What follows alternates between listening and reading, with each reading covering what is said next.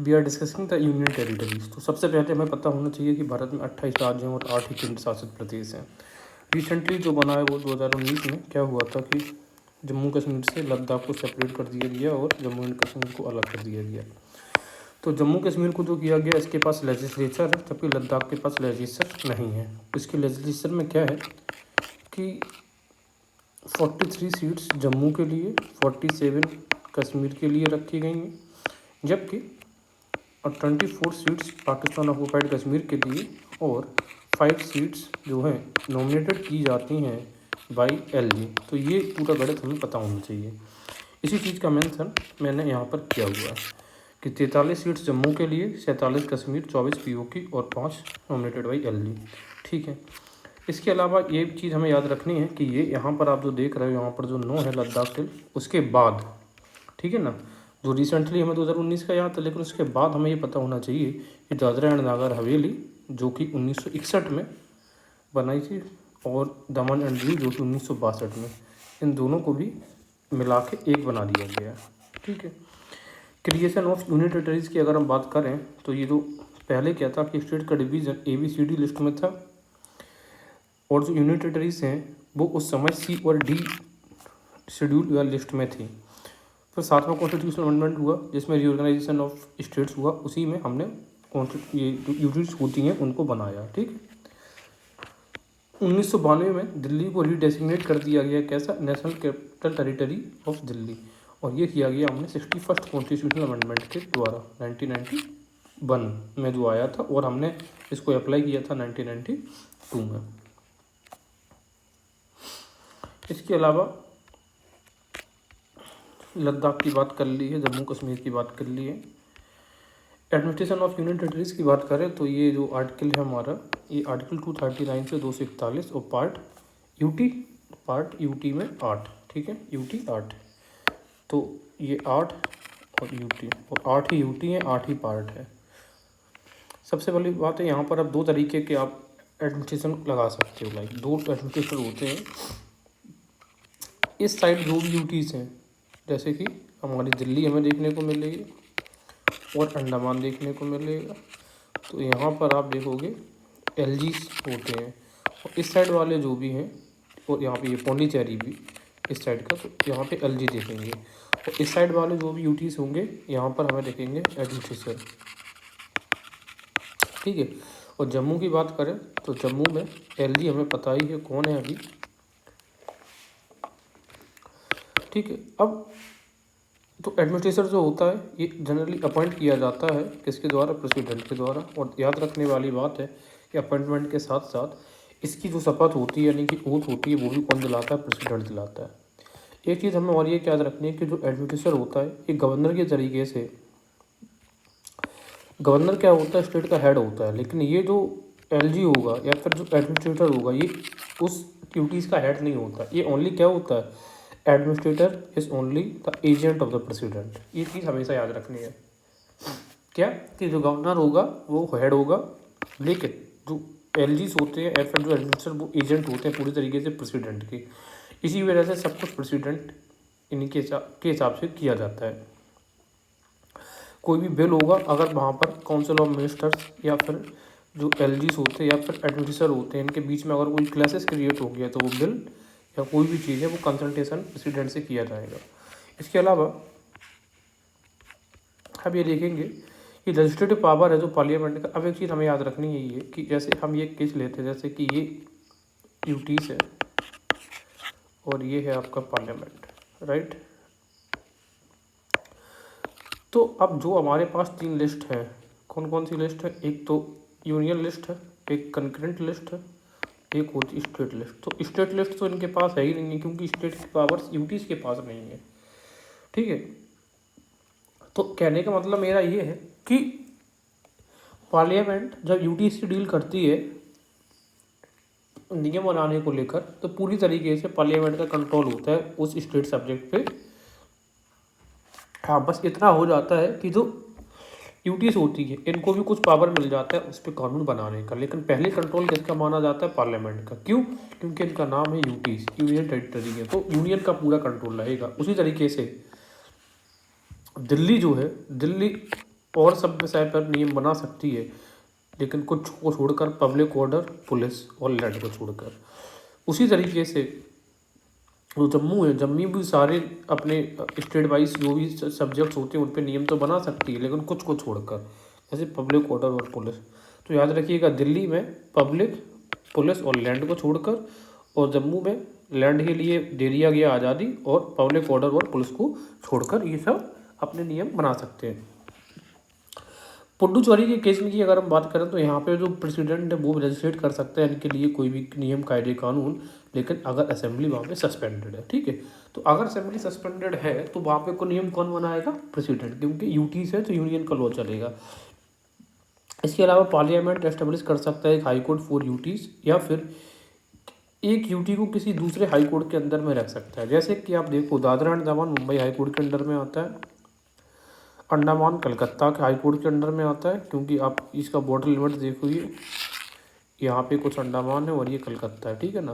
उसी तरीके से अगर ये लक्षद्वीप है तो ये केरला के अंडर में आ जाएगा, दमन एंड दीव वाले मुंबई के अंडर में। याद रखना, गुजरात हाई कोर्ट के अंदर में नहीं आएंगे, और जो पुडुचेरी यहाँ पर रहेगा वो मद्रास हाई कोर्ट के अंडर में आ जाएगा, इस प्रकार से।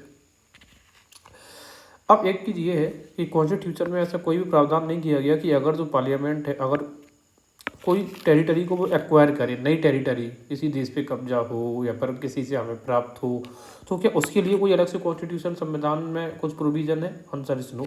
ये कहा गया है कि जैसे ये वाली टेरिटरीज़ पे जो अभी हमारे पास टेरिटरीज़ हैं, जैसे प्रशासन इनका चलता है या पर जो प्रोविजन इसके लिए हैं, वही प्रोविजन उन पर भी लागू हो जाएंगे।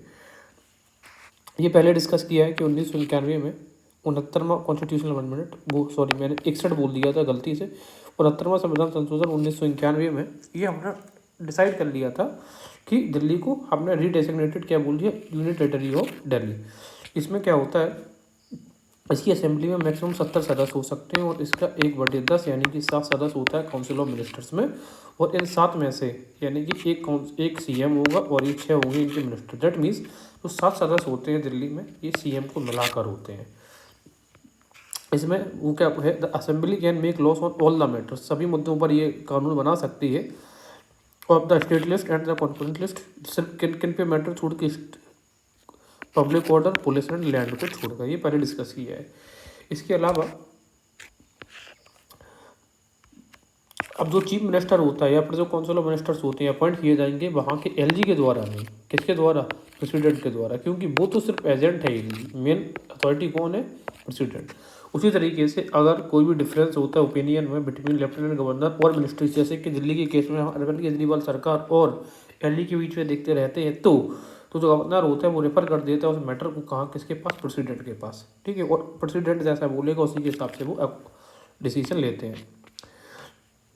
Lieutenant governor is empowered to promulgate ordinances during recess of the assembly, अगर असेंबली नहीं चल रही है तो लेफ्टिनेंट गवर्नर को ये पावर है कि वो ऑर्डिनेंस ले सकते हैं, और ये इसका जो पावर है वो 239B में, ठीक है। तो बी में क्या है? ऑर्डिनेंस की पावर है। फर्दर कहा गया है कि no such ordinance can be promulgated और withdrawn without the prior permission of the president. ये तो सीधी सी बात है, ले तो सकता है और गवर्नर लेता है। भाई ये भी पूछ सकता है कि ये जो ऑर्डिनेंस मेकिंग पावर किसके पास है? गवर्नर के पास है, लेकिन वो प्रेसिडेंट से पूछकर।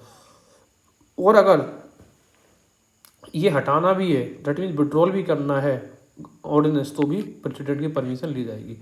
एडवाइजरी कमेटीज होती हैं इसमें ये कहा गया कि